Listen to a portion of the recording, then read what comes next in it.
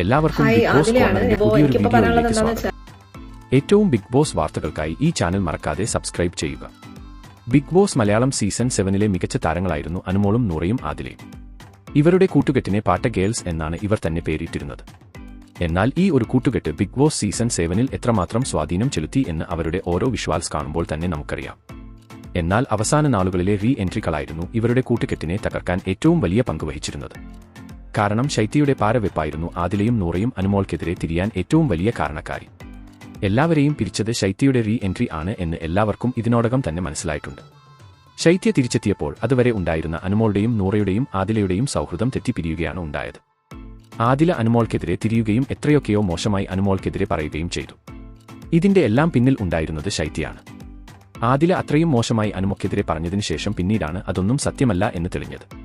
പക്ഷേ അതെല്ലാം തെളിഞ്ഞതിനു ശേഷവും അനുമോളും ആദില നൂറയും പാച്ചപ്പ് ആയിരുന്നില്ല. ഇപ്പോഴിതാ വളരെ ഏറെ സന്തോഷം നിറഞ്ഞ വാർത്തയാണ് പാട്ട ഗേൾസിന് കിട്ടിയിരിക്കുന്നത്. ശൈത്യ എന്ന കട്ടപ്പയുടെ യഥാർത്ഥ മുഖം മനസ്സിലാക്കി ശൈത്യയെ ഇൻസ്റ്റാഗ്രാമിൽ നിന്നുപോലും അൺഫോളോ ചെയ്തിരിക്കുകയാണ് ആദിലയും നൂറയും.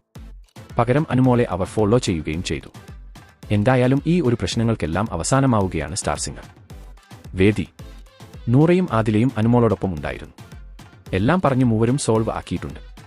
പക്ഷേ കഴിഞ്ഞ ദിവസം ആര്യനൊപ്പം ലൈവിൽ വന്നപ്പോഴും ആദില അനുമോൾക്കെതിരെയാണ് സംസാരിച്ചിരുന്നത്.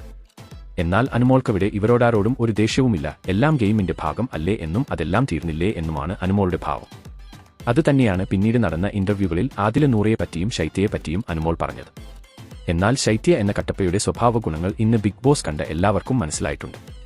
പുറത്തിറങ്ങിയതിനു ശേഷമാണ് ഓരോ കോണ്ടസ്റ്റൻസിനും മനസ്സിലാക്കാൻ പറ്റിയത്. കട്ടപ്പ അവിടെ റീ എൻട്രി ചെയ്തിരുന്നില്ല എങ്കിൽ ഇന്നും പാട്ട ഗേൾസ് അടിപൊളി ആയി തന്നെ മുന്നോട്ട് പോയിരുന്നു. അപ്പോൾ ഇതിനെക്കുറിച്ച് നിങ്ങളുടെ അഭിപ്രായം എന്താണ്? കമന്റിലൂടെ അറിയിക്കാൻ മറക്കല്ലേ.